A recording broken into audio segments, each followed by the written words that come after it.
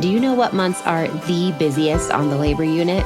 These ones, the end of summer, early fall, before the holidays months. I'm not going to lie, working on the OB unit in these months was wild, just as much as it was so much fun.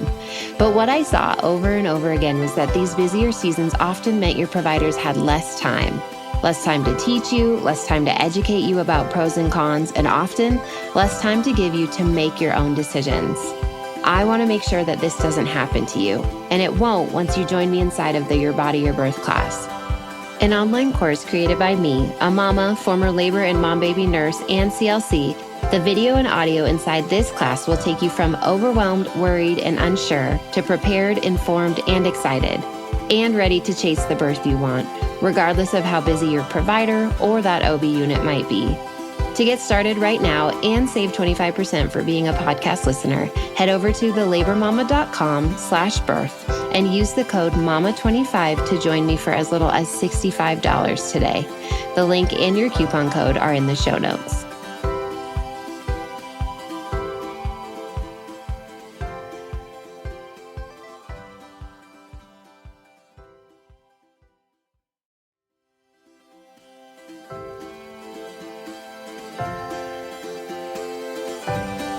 Motherhood is all-consuming. Having babies, nursing, feeling the fear of loving someone that much. And there's this baby on your chest and boom, your entire life has changed. It's a privilege of being your child's safest space and watching your heart walk around outside of your body. The truth is, I can be having the best time being a mum 1 minute, and then the next I'm questioning all my life choices. I'm Lo Mansfield, your host of the Lo and Behold podcast. Mama of 4 littles, former labor and postpartum RN, CLC, and your new best friend in the messy middle space of all the choices you are making in pregnancy, birth, and motherhood. If there is one thing I know after years of delivering babies at the bedside and then having and now raising those 4 of my own, it is that there is no such thing as a best way to do any of this. And we're leaning into that truth here. With a mix of real life and what the textbook says, expert insights, and practical applications, each week we're making our way towards stories that we participate in, stories that we are honest about, and stories that are ours. This is the Lo and Behold podcast. All right, you guys. I hesitated, or it took me a long time to want to record this podcast episode. I'm going to share my second birth story with you today. And this one happened, this baby showed up in just the middle of a lot of really, really hard things.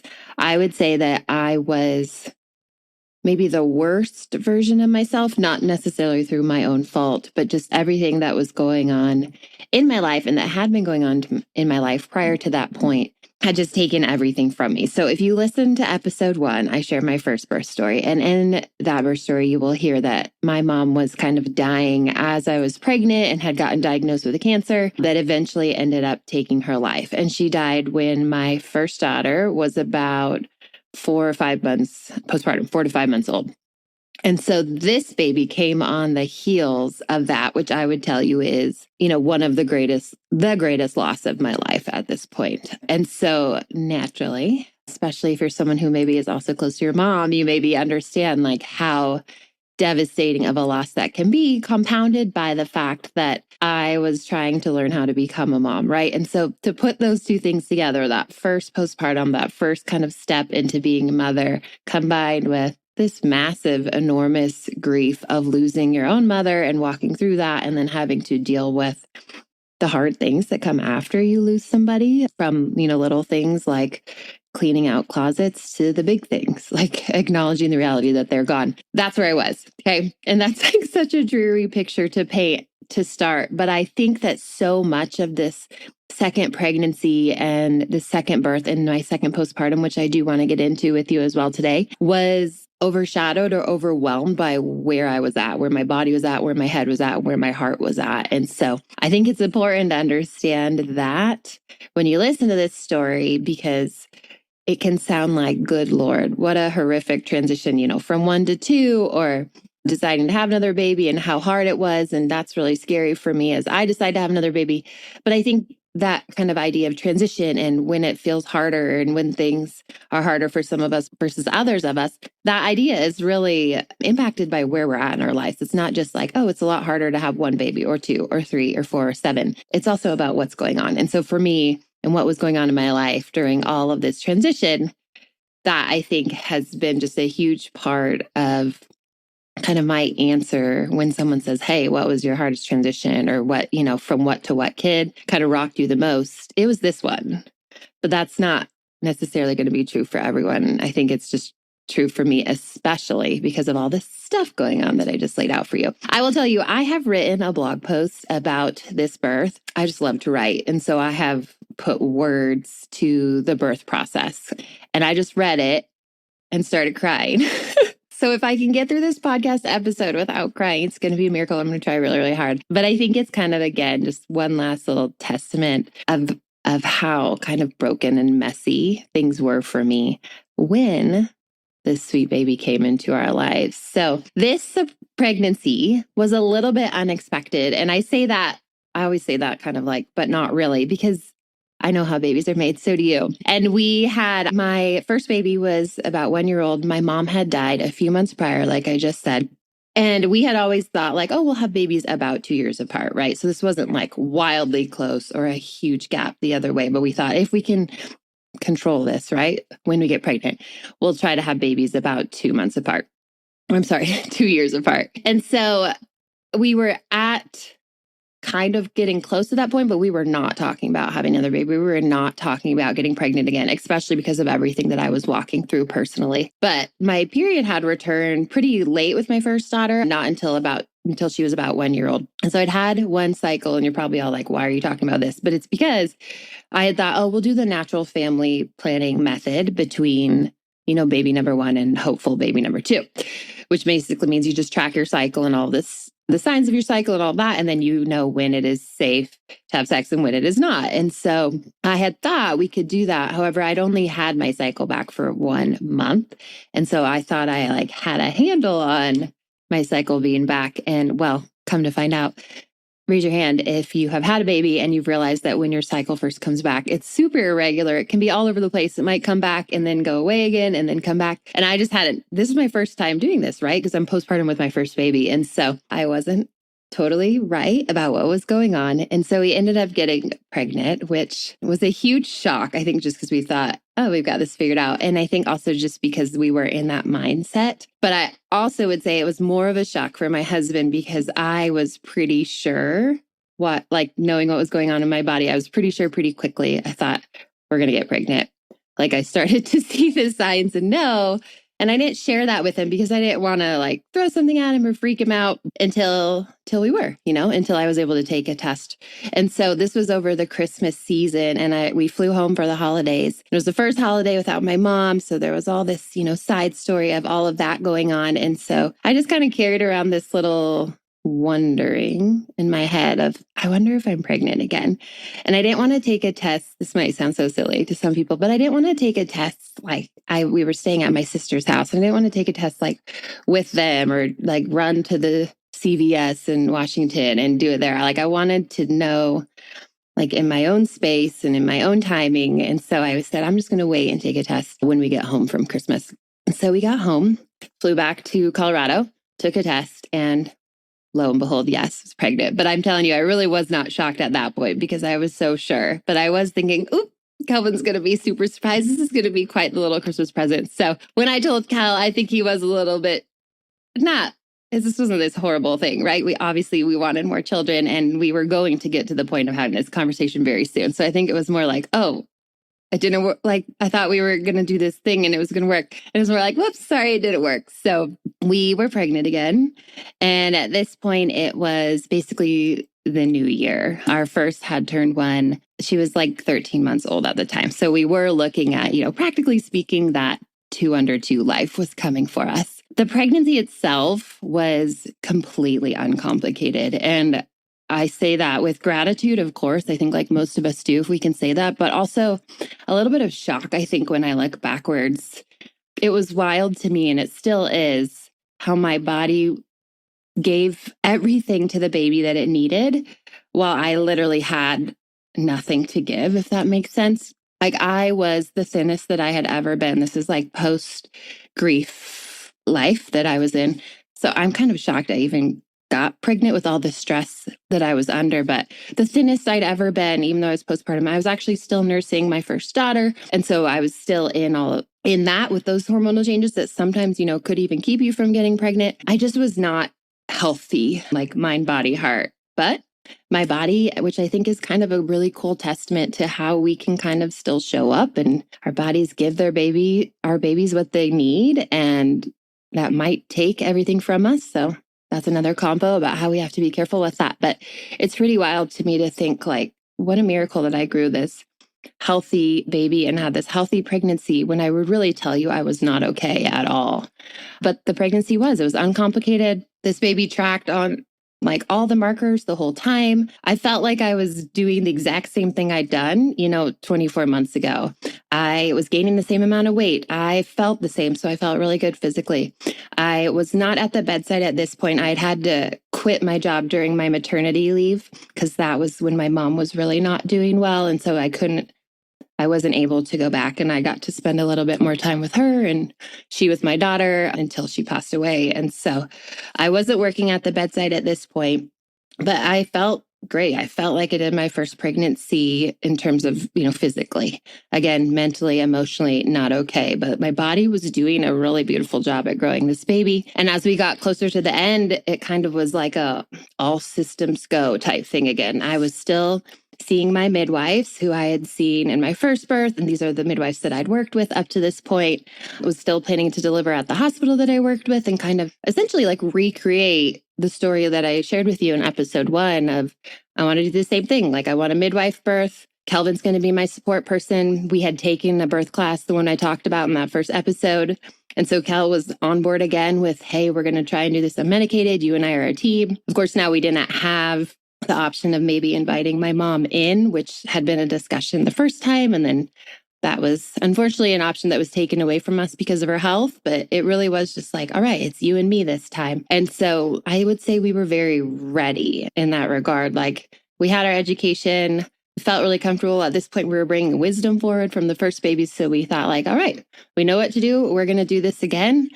And it's going to be great. It really felt like we felt very confident. I would say the one thing that's really different, and if you have had more than one baby, I think this will resonate with you. But the idea of going into labor or having the next baby when you already have a kiddo at home now, it's kind of a game changer, right, for your heart. And I remember the stress of that, like practically speaking, like who is going to take care of while we're gone, or if I go into labor in the middle of the night, or what if I go fast? Like all those things that start coming at you when you have kids and you're kind of worried about those things. It's not just like, oh, I'll go into labor and we'll just drive to the hospital. That is not true anymore. And so I remember that. And I felt that with all my kids since this point of like, that feels like such a big burden and stress for us of who can be there, if it happens in the middle of the night or during the day or whatever. And so we got those things figured out, of course. But I remember that being such a pressing part of the story. And, you'll hear the rest of it once we get to the point where it was time for me to go. But I do remember that being a really different headspace that we were into. So with my first, I went into labor at 39 and 2. And for whatever reason, I'd shared with you guys, with my first baby, I thought like, I will not have this baby in December. I had a December due date and I just thought I'm going to have a November baby. No reason for that thought, but that's what I had. And it did turn out being true. This baby, again, I think I had the unwarranted expectation that I would not go overdue, that I would have this baby around the same time as I had my first. None of that is true. You can have your babies at all different times. But for whatever reason, this is how I felt. And so I hit 39 and 2. And was super grumpy and cranky and thought like, I don't get it. Why am I still pregnant? I had my other baby right now. Like, this is ridiculous. And so I remember going to bed that night, just grouchy about all the things. And I mean, I'm sure I kind of have rose-colored glasses. I think about some of this, but I'm sure I was uncomfortable and all of that stuff. My second baby was super active. So I do remember like she felt like she was beating me up at night at this point, when she was moving around and stuff. So there were some almost complaints of like, this kid is hurting me. We did not know if it was a boy or a girl. So again, it was this surprise of what is this kid doing in there? And I know that I was kind of ready to stop being pummeled every night when I went to lay down and go to sleep. So I do remember that. So we went to bed 39 and 2. And like I had said, with me thinking I wasn't going to have a December baby with my first, I had this idea of this baby. My due date was Labor Day, so in September. And with this baby, I thought, I'm not going to have a September baby. I want this baby to come in August. Again, just a total silly want, but I think that was part of my grumpiness. Went to bed, 0 signs of labor. And just like with my first, I feel like I've said that 4 times, but there were a lot of similarities in these stories. I woke up in the middle of the night. It was 1:22 and I woke up and had to pee. It was just like with my first daughter. I had woken up and I thought, I think I just have to go to the bathroom. Went to the bathroom, laid back down, and then realized a contraction woke me up. And this was like textbook or deja vu, the same thing happened again. So into the bathroom, thought, I wonder if a contraction woke me up. Laid there, 5 minutes later, had another one. And then I realized pretty quickly, nope, those are contractions. Again, that's that wisdom that you can pull forward once you've had a baby and felt and gone through some of these things. And then I had another one 5 minutes later. So it was boom, boom, boom, regular, noticeable. I wouldn't say wildly painful, but I was certainly I am having contractions, and had one more. So I had 4 contractions. So it was about 20 minutes or so of time. And I was like, it's time to go. And with my first baby, I spent a couple hours laboring. Kelvin kept sleeping. He was sleeping at this point as well. But I didn't wake him up because I knew, hey, this takes time. Things are going to build. What's the rush? I don't need him right now. And this time around, I definitely had that knowledge and nurse mentality as well of second babies come fast. My first labor was 10 hours from start to finish. So technically that's pretty quick for a first timer. And my first baby had been born immediately after my water broke, within minutes. And so I very much had this feeling of as soon as I know I'm in labor with my second baby, I'm going to the hospital because I bet this is going to go fast.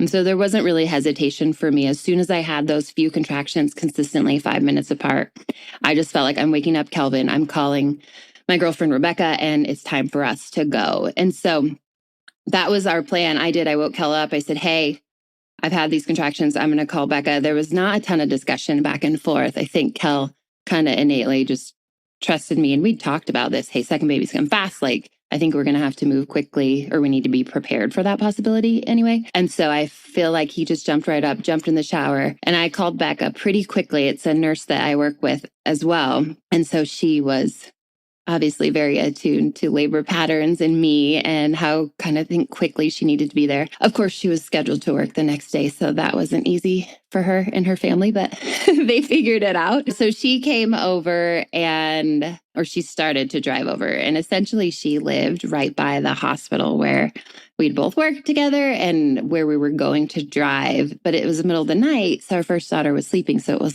gosh, it'd be so much easier to just drop our kiddo with you on the way. But that was not something I felt comfortable with, nor were we in that big of a rush. I was more just get here as soon as you can.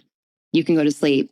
I'm still sleeping and we're going to take off. And so she came pretty darn quickly, which I'm grateful for because I do remember that stress of being home and waiting for someone, and contractions are just getting closer and stronger. And you're I felt, pretty darn certain I'm in labor. This is real. And so it was more just I hope this doesn't turn the corner before she's here, because then I don't know what we're going to do. So I remember that stress as well that you don't have, again, that first time, because you just don't think really it's going to go that way, or that typically it doesn't go that way. So once Beck showed up, we got in the car pretty quickly and just took off. And I was very much in the point of I want to be there. Maybe this isn't quite, active labor or whatever, but I think it's going to turn quickly. And so I just want to be there at home. And so the first drive, Kel, I think does a really good job of kind of talking me through the drive a little bit, because it's usually quiet. I've always been in active labor or transition. I'm not interested in talking, but I'm also very interested in getting there very quickly. And it's always a 25-minute drive. So the drive is a little bit of a blur. I had, I think, one big hope and prayer in that moment. as did Kelvin, because he's always terrified of having car babies. But that hope is like, please, please, bag of water, don't break. Because if that bag of water breaks, we think this baby might be coming. And so Kel would count down as we drove, like, hey, you're doing great. We have 17 minutes to go. We have 14 minutes to go. And I just remember him tracking the time and just letting me know. Because if you're able to think logically, you can do a little bit of math, right? And know, all right, if there's like 11 minutes left, probably 3 more contractions in the car or whatever, based on your pattern. And so I remember having those thoughts of like, okay, this many more, we're almost there. Because being in the car is the worst. Even if you're not miserable, I think if you've done this, you can attest it. Like nobody wants to labor in the car, whether you're in early labor, active labor, or transition. It's just not where we want to be, right? So we got in to the parking lot, parked, walked into the ER entrance because it was the middle of the night. I think it was around like 3:30, 3:45 at this point. So it'd been a couple hours since I'd woken Kelvin, gotten things going, gotten Becca to our house, things like that. And so I remember walking into the ER, and at my hospital, when you get to the ER in the middle of the night, they call up to OB, right? And then we would walk down to the ER because we were upstairs from the ER entrance, and the nurse would have to come down and get you in the middle of the night or get the patient. And then they'd walk you back up to the unit, and then, OB would take over from there. And I remember the nurse walking towards me. It's a coworker and a friend. And she kind of stood at the end of this long hallway. I'll never forget her face. And she kind of looked at me, she cocked her head, and she just had this, she's a mom of 4 as well. And she'd had this look on her face, like this, like, hey, like, you're good. Like she just knew where I was at and what I was feeling. And there wasn't this like, what's your contraction pattern? Like, tell me everything that's going on. It was just like, let's go upstairs. Let's have a baby. And I'll never forget that feeling. There was no explaining myself or anything to her to like prove. She just kind of trusted me like the moment she saw me. And I don't know that she knows that she like did that by the way she looked at me, but I think it's kind of powerful to think about how even as a nurse or your other care providers as well, their nonverbal communication, the way they look at you, the way they speak to you, it really can like speak volumes to you inside of what you're feeling. And she really did. I think I just felt like, all right, I'm where I need to be. They believe me. Like, let's have this baby. So this time around, we did not go into triage, which is different than first story. She just took me straight to a room, which again, I think is a really cool just sign of trust and her like professional skill as well to see that. I talk about the emotional signposts of labor a lot. And I have a podcast episode about that as well that I can link for you. It's episode 10. But I felt like she like recognized the signposts in me and just didn't need to get really clinical, if you will, or like have all these numbers or things to say, oh yeah, she should be here. She just could look at me. And so it's a nod to her as well as a nurse and her skill as a nurse in seeing me and recognizing what was going on. So I got admitted straight to the room. And then we did the standard 20 minutes of fetal monitoring, which most hospitals require when you first get there, is that they want at least like 20 to 30 minutes to see how's the baby looking in there, like how are they responding to contractions? Essentially, is this a reactive NST? So they're seeing movement and accelerations and things like that to say, hey, baby's doing great. And so they did that. And then we actually took the monitors off.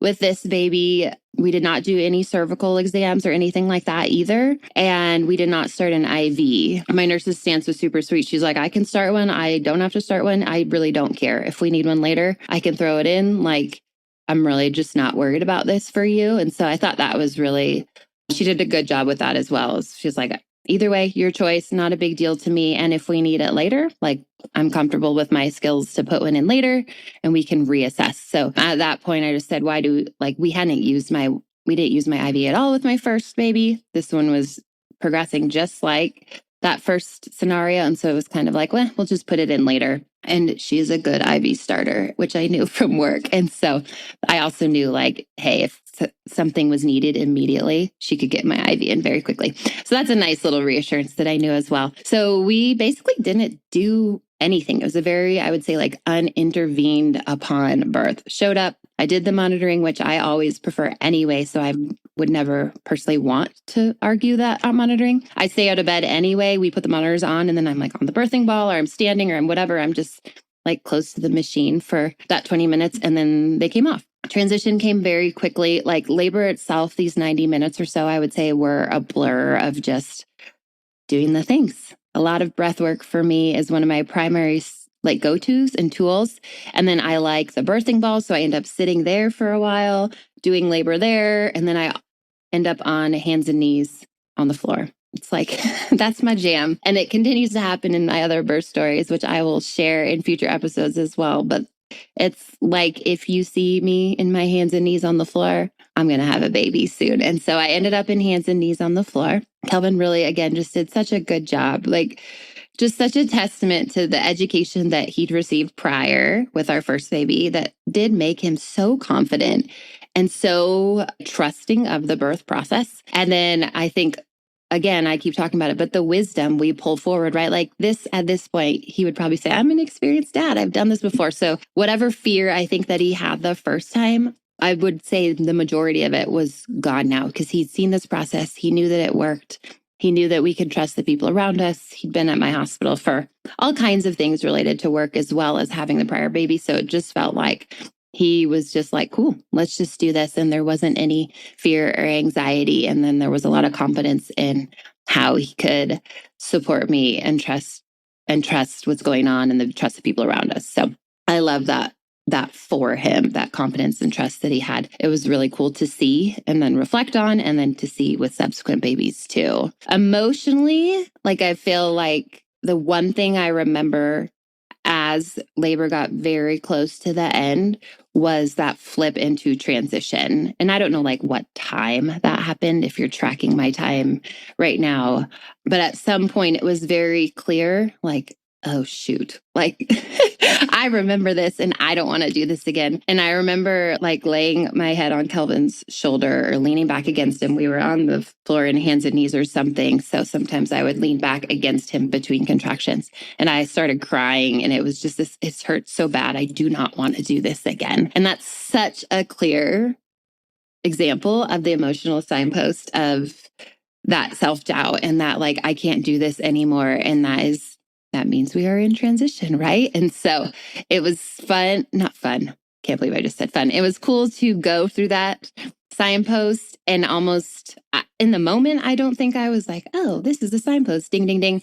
But I think Kelvin can recognize it. And then when we would reflect back on the birth, he'd be like, man, you did it again. You went from this to this to this. And when you said this, you went into transition and you could just like see all the pieces come together. And so we did in some way, shape or form, we understood like, this is it. We're at the point where we're very, very close. My water broke again in hands and knees on the floor and we had meconium again. And, I'm sitting here, I can't remember if I even mentioned this in my first birth story. Maybe it got lost in all the details, but water broke in meconium with my first baby as well. Water broke with meconium again. And I remember thinking, are you kidding me? Like, why do I keep having these babies with meconium? Especially because I'd gone into labor kind of early in theory, right? Like 39 weeks is fully, your full term, but it's kind of earlier than the average. And sometimes we see meconium more often with babies who are post dates or actually getting into like 41 weeks or certainly like 42 and overdue. And so it just kind of was surprising to me, like, why do I have meconium again? What would be the reason for it? And there can be other reasons for it. So it wasn't super shocking, but I remember always thinking almost more of an eye roll response, like, get out of here. And I think the reason for that too is because when you do have meconium in the waters, it just means the NMP is going to come to the birth as well, like a neonatal nurse practitioner, maybe some extra people just in case there are signs of like meconium aspiration syndrome or baby has some struggles transitioning because of the meconium in the water. So it just creates this like little extra layer of care that may become necessary, maybe an extra person or two in the room. And so I think in the back of my head, I was like, ugh, that might introduce an issue that I would prefer not to introduce if we had that choice, But regardless, water breaking, and there's this pretty immediate response too of this baby's coming. And so I immediately got up off the floor and got into the bed. And my midwife and nurse, they'd kind of just been in the background up to this point.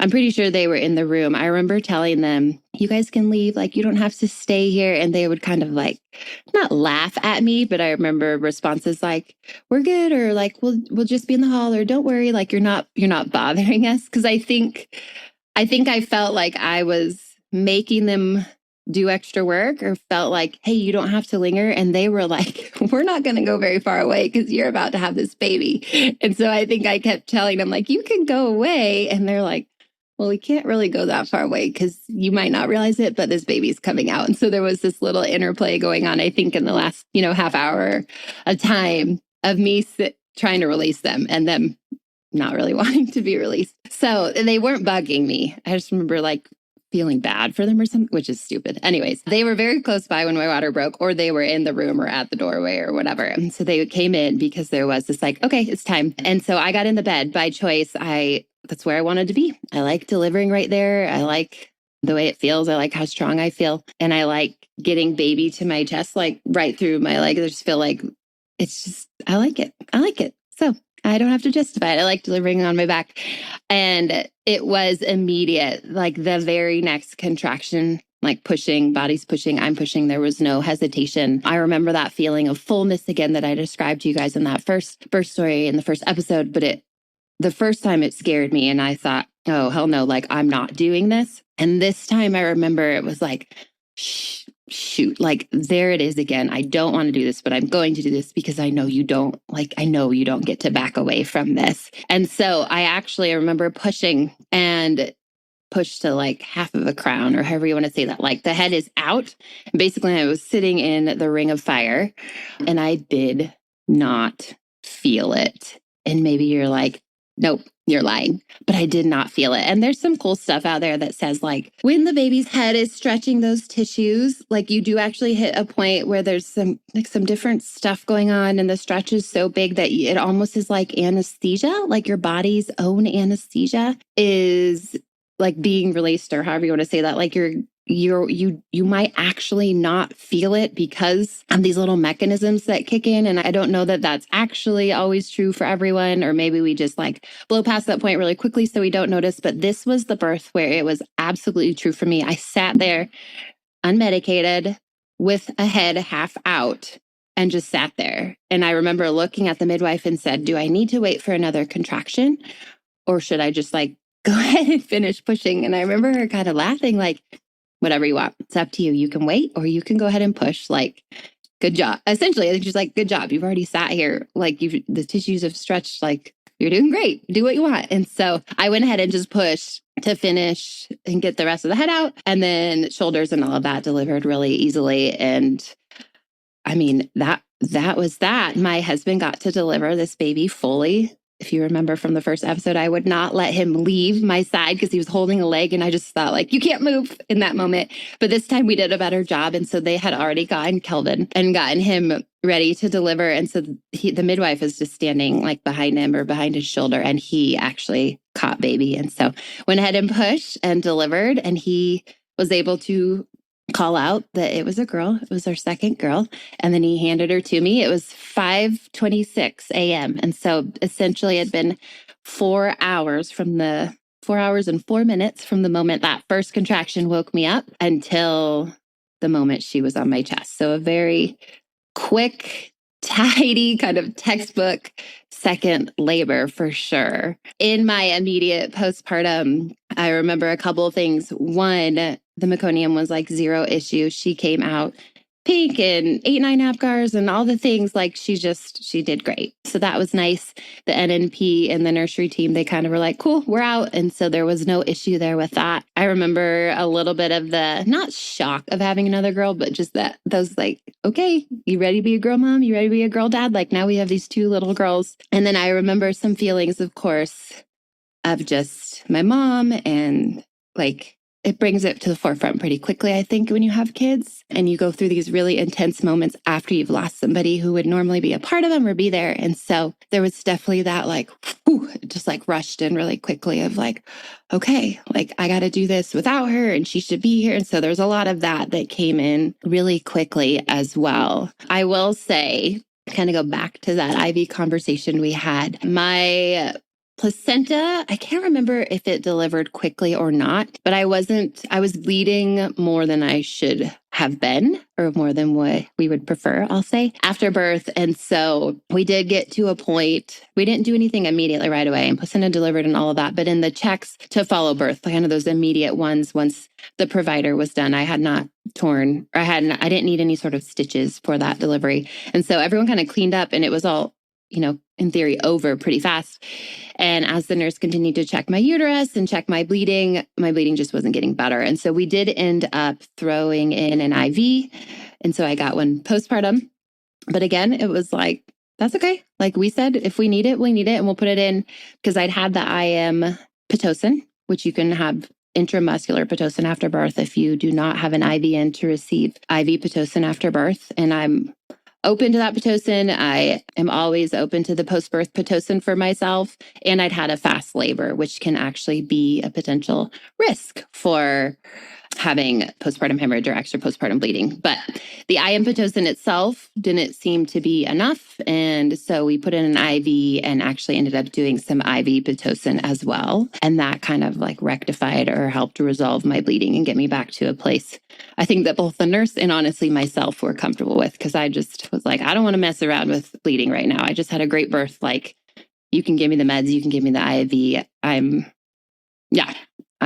I'm good with this plan of care. And so that was kind of the only little hiccup in the immediate postpartum. And then Kel and I just did the things, right? When you have a new baby, I think it's so fun to deliver where I worked and where I knew everyone. Like, it was just so sweet to have those people come around me, especially because now I was truly delivering without my mom at all, right? Not even a phone call away. And so just to have all these women in and out, and men too. We had a few men on the unit and anesthesiologists and stuff, but coming in and out, congratulating us and just loving on us and being excited for us was pretty special and pretty, I think, necessary, or like kind of my sister calls them God nods, but like to me, it felt like a God nod of like, hey, you need this because of what you're going through. So it's all worked out in the background so that you have what you need, even though you don't have your mom with you anymore. The other thing that I love thinking about with this birth too is kind of reflecting back, and I don't need to like go over this again because I know I already told you, but just the trust that I felt like was there from the moment I walked in, feeling really trusted by my nurse, trusted by the people around us, that idea of being left alone to labor and make decisions. But I felt very sure that everyone knew, hey, we know where she's at. We know what she's doing. Nobody needs to panic. Like, she's just having a baby. And that's a good thing. And we trust that and respect that process. And so I felt that as a laboring woman for sure. And so that meant a lot to me. It continues to mean a lot to me. And I think it's a lot. It's one of the reasons I continue to teach and try and talk to you guys about what can you do to try to cultivate this in your own space, because it means so much when you feel this way in front of your care providers and with your care providers. And now that I gotten to experience it multiple times, it just became more and more true. Like, gosh, everybody should feel this way. What can we do? What can we teach? How can we prep people for them to feel that way? And so that definitely trickles into the education and stuff that I do now, or the way that I teach in my birth course is like, I want you to feel this confident in what's going on. And I want you to know how to surround yourself with people who can join you in that instead of, kind of be a hindrance to that. All right, you guys, I didn't talk about postpartum as much with my first, or it became a lot of what was going on in terms of, losing my mom and walking through that. But I want to touch on a couple stuff for this second postpartum as well. I think one, I had like a second one to compare now to a first one. So I think we all kind of can see, not necessarily, it's not a privilege to be able to compare the two, but when you have two experiences or three or four or five or whatever, it's a lot easier to kind of talk about them and say like, oh, this was different, or this was an indication that, XYZ wasn't normal. So my first postpartum experience, despite losing my mom, was otherwise very normal and very good. And I think maybe going back to the idea of God nod, that was a thing that I needed to be able to kind of survive that period, is to have a postpartum that maybe was otherwise not super challenged, because I needed to be able to walk through what was going on with my mom. this one was a different story in a couple of different ways. I will say breastfeeding, again, was the goal, and it got off to a really good start. I felt like I had some of that second time wisdom I keep talking about and was able to pull that forward and use that with this baby to get right on track pretty quickly. And again, almost in surprise, or thanks body again, but I don't know how my body did it, but I made the milk she needed. And I myself, I would say, was still not physically really well. I had the baby. We did a beautiful job together. My body did a good job. And then I lost weight again really quickly, was still under a lot of stress, walking through a lot of grief. And despite all of that, physically, breastfeeding was going well. Like my milk supply was doing well, or we were doing well with that. That was not a significant challenge. What I did run into with breastfeeding is dysphoric milk ejection reflex. And I'm not going to give you the whole story because I actually have a podcast episode about that as well. So you can go back and listen to that. I'll link it in the show notes, but it's episode 4. But I ran into this scenario about 6 or 7 weeks postpartum. I can't remember exactly what I share about in episode 4, but essentially I hated breastfeeding and I felt sad and nauseous and homesick and I would cry and I just felt like I was in all this grief again. And it was really specific to when I was breastfeeding and I didn't know why I was feeling this way. I didn't even recognize it. My husband, Kel, recognized it and was like, what's wrong? Why are you acting this way? And it turns out through a lot of self-digging and discovery and my own research that I had this condition called dysphoric milk ejection reflex, otherwise known as D-MER. That's the most common acronym and how we speak about it most often. And so that then was something that I'm going to say plagued me my entire breastfeeding journey because it was kind of like a plague. And my spot on that D-MER spectrum meant that I felt it my entire breastfeeding journey because I was in such a bad place emotionally still from just walking through losing my mom and the repercussions of that. Yeah, I had what I would say is pretty significant D-MER throughout, and the feelings associated with it were complicated and messy and unfortunate, I guess, if you will. So that was one really hard piece of my postpartum with baby girl. And then the second one was one that took me a lot longer to realize, but you'll probably be like, well, duh, Lo, of course this was going on. But I ended up being diagnosed or figuring out that I had significant postpartum anxiety. And I like sharing about it because I was maybe a lot like you, or maybe like you were prior, and that I did the put my head down. I'm okay. This isn't a big deal. This is just normal for a really long time, for way too long. But I think that I was tangled up in I'm going through a lot right now. My life just kind of fell apart right now. And now I have 2 under 2. So I'm tired. And of course I'm sad a lot. And of course I'm anxious. I just walked through some really hard things. And so I was really good at explaining it away. And I also was really good at presenting a face to the world that was doing well.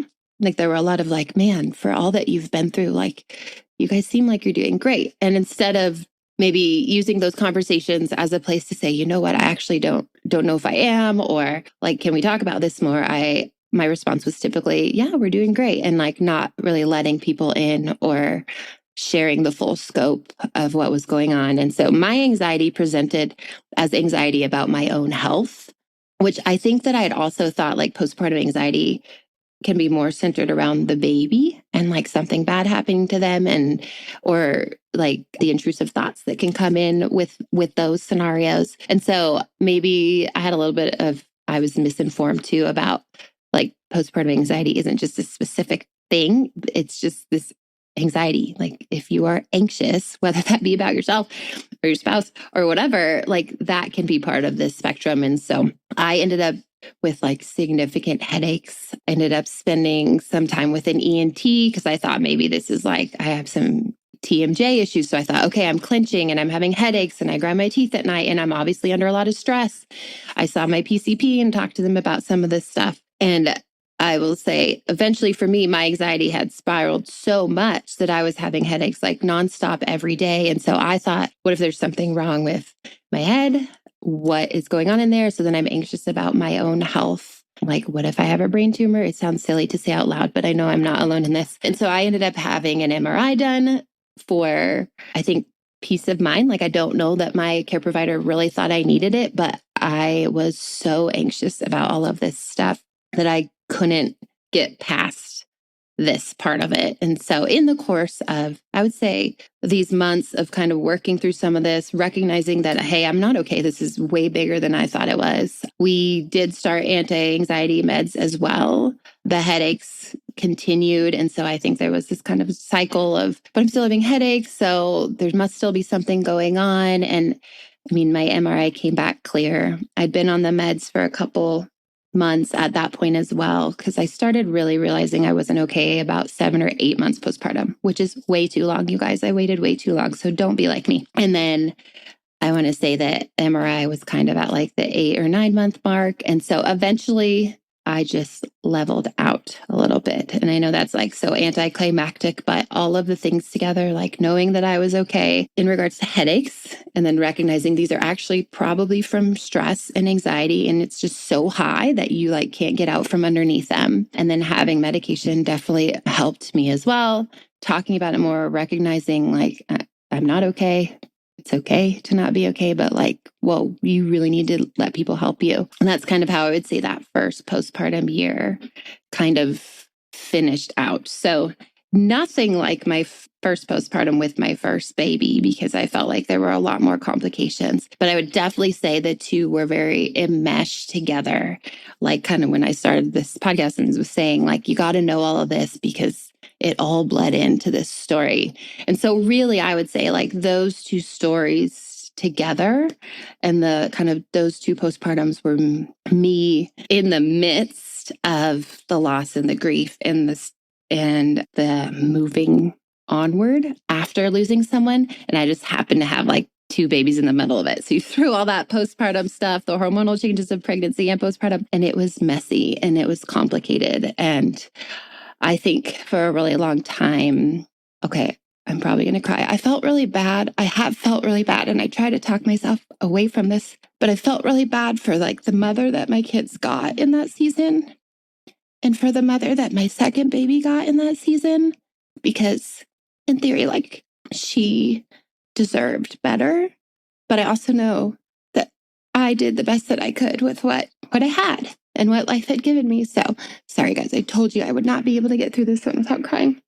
So I think that I wanted to acknowledge that, because I think sometimes we all can have those feelings of like, oh, my kid deserves the mom I was with my 4th baby, but my first baby got like the messy, chaotic, like, I don't know what I'm doing, anxious first time mom.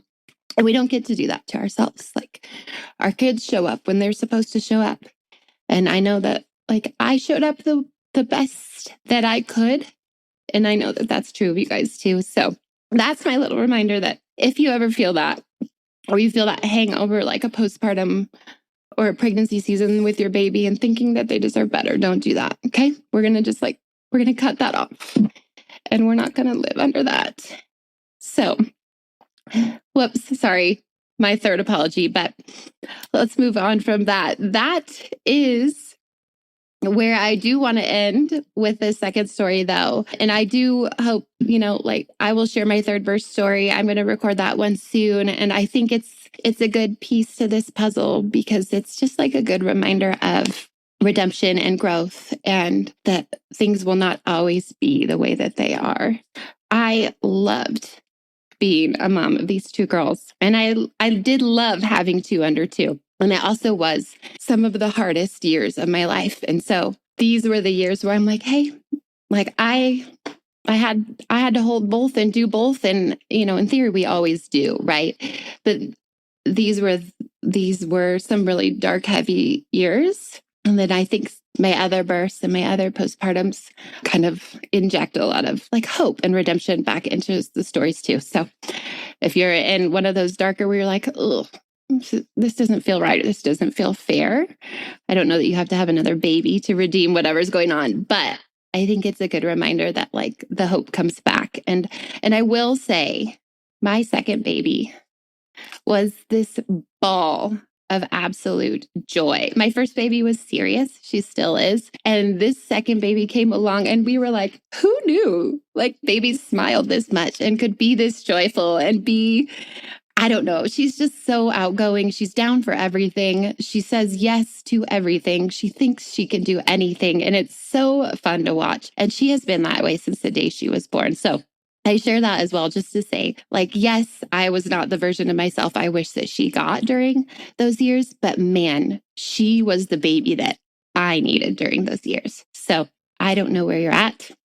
I don't know if this feels like such a downer to you, but I do want you to hear all of those things right here at the end, that we get the babies we need when we need them, and that they show up when they need to show up, and that you are absolutely doing the best you can in all of those seasons. Thank you so much for listening to the Lo and Behold podcast. I hope there was something for you in today's episode that made you think, made you laugh, or made you feel seen. For show notes and links to the resources, freebies, or discount codes mentioned in this episode, please head over to loandbeholdpodcast.com. If you aren't following along yet, make sure to tap subscribe or follow in your podcast app so we can keep hanging out together. And if you haven't heard it yet today, you're doing a really good job. A little reminder for you before you go. Opinions shared by guests of this show are their own and do not always reflect those of myself and the Labor Mama platform. Additionally, the information you hear on this podcast or that you receive via any linked resources should not be considered medical advice. Please see our full disclaimer at the link in your show notes.